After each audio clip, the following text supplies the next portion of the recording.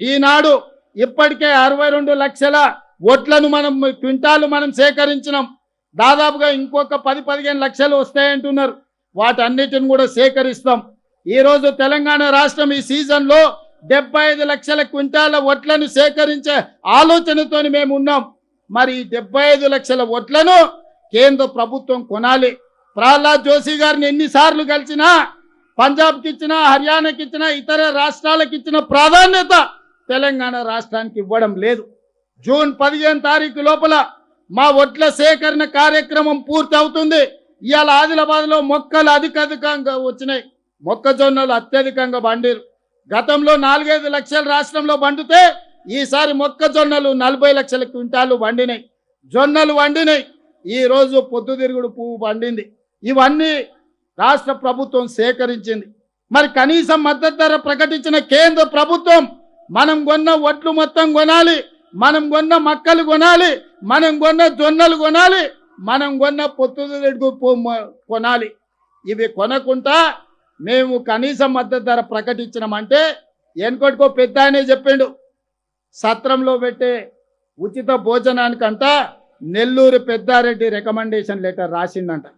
సత్రంలో పెట్టేదే ఉచిత భోజనం, దానికి నెల్లూరు పెద్దారెడ్డి రికమెండేషన్లు అవసరం లేదు. ఇవాళ కిషన్ రెడ్డి గారు కూడా గట్లనే మాట్లాడుతుండు. కేంద్ర మంత్రి అయ్యా, మీరు కేంద్రం కొనుగోలు చేయాలి, కేంద్రం కొనుగోలు చేయకపోతే మేము కొనుగోలు చేసిన ఒట్లు, మక్కలు, జొన్నలు, పొద్దుతిరుగుడు ఇత్తులు ఏడబొయ్యాలని నేను అడుగుతున్నా. అందుకే ఈనాడు కిషన్ రెడ్డి గారికి విజ్ఞప్తి చేస్తున్నా, తక్షణమే తెలంగాణ రాష్ట్ర ప్రభుత్వం సేకరించిన ఓట్లు, తడిసిన ధాన్యంతో సహా కేంద్ర ప్రభుత్వంతో కొనిపించాలి. మా మొక్కలు, మా జొన్నలు, మా పొద్దుతిరుగుడు ఇత్తనాలు కేంద్ర ప్రభుత్వం కొనుగోలు చేయాల్సిందే. ఆ బాధ్యత కిషన్ రెడ్డి గారు తీసుకోవాల్సిందే. ఒకవేళ కిషన్ రెడ్డి గారు ఆ బాధ్యత తీసుకోకపోతే జూన్ 15 తారీఖు తర్వాత మీ పార్టీ ఆఫీస్ దగ్గరనో, మీ ఇంటి దగ్గరనో తీసుకొచ్చి అవి పోయడం జరుగుతుంది.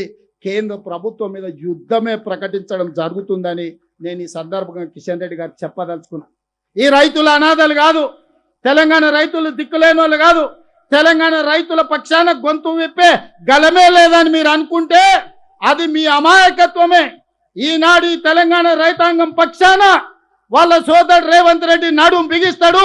జూన్ 15 తర్వాత మీరు ఓట్లు ఎట్లా కొనరో, మక్కలు ఎట్లా కొనరో, జొన్నలు ఎట్లా కొనరో, పొద్దుతిరుగుడు ఇత్తులు ఎట్లా కొనరో మీ సంగతి తేలుస్తా అని చెప్పి కిషన్ రెడ్డి గారికి సవినయంగా నేను విజ్ఞప్తి చేస్తున్నా. మిత్రులారా, ఈనాడు మహారాష్ట్రతోని సాగునీటి ప్రాజెక్టుల సమస్య పరిష్కారం జరగాలన్నా ఈరోజు మనం కొన్న ఒడ్లు తడిసినవైనా, మిగతావైనా, మొక్కలైనా ఈ ఇత్తనాలు కొనాలన్నా, లేకపోతే ఈ ధాన్యం కొనాలన్నా కేంద్ర ప్రభుత్వం ముందుకు రావాలి. కేంద్ర ప్రభుత్వం ముందుకు పెద్దలు కిషన్ రెడ్డి గారు బాధ్యత తీసుకోవాలి. కిషన్ రెడ్డి గారు బాధ్యత తీసుకోకపోతే తెలంగాణలో తిరగడానికి కిషన్ రెడ్డి గారికి సమస్య అవుతుందని నేను ఈ వేదిక మీద ఉన్న వారికి సవినయంగా నేను విజ్ఞప్తి చేస్తున్నా. అందుకే మిత్రులారా, ఈ వేదిక మీద ఉన్న ప్రజాప్రతినిధులకు, ఇక్కడికి వచ్చిన ప్రజలకు ఈరోజు కనీసం మీడియా మిత్రులు ఆలోచన చేయాలి. కనీసం మద్దతు ధర ప్రకటించి ఒక గింజ కూడా మేము కొనమంటే కుదరదు. ఇది కేంద్ర ప్రభుత్వం బాధ్యత. సేకరించి అందించాల్సిన బాధ్యత రాష్ట్ర ప్రభుత్వాన్ని, కొనుగోలు చేయాల్సిన బాధ్యత కేంద్ర ప్రభుత్వాన్ని. అందుకే ఈనాడు కేంద్ర ప్రభుత్వాన్ని డిమాండ్ చేస్తున్నాం. తెలంగాణ రాష్ట్రం నుంచి 75 లక్షల క్వింటాల ఓట్లను కొనాల్సిందే. 20 లక్షల క్వింటాళ్ళు మొక్కజొన్న కొనాల్సిందే. మీరు అదే విధంగా జొన్నలు కొనాల్సిందే, పొద్దుతిరుగుడు ఇత్తనాలు కొనాల్సిందే. ఏవేవైతే కేంద్ర ప్రభుత్వం కనీసం మద్దతు ధర ప్రకటిస్తుందో వాటన్నిటిని రాష్ట్ర ప్రభుత్వం సేకరించి కేంద్ర ప్రభుత్వానికి సరఫరా చేస్తుంది. వాటిని కొనుగోలు చెయ్యాలి.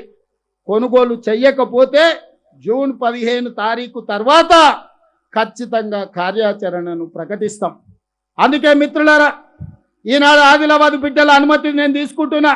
మీరందరూ ఆలోచన చేసి నాకు మద్దతు ఇవ్వండి. తుమ్మిడిఎట్టి దగ్గర గోదావరి జలాల మీద ప్రాజెక్టు నిర్మించాలా వద్దా? మీరు నిర్మించాలి అంటే పెద్ద ఎత్తున చప్పట్లు కొట్టండి.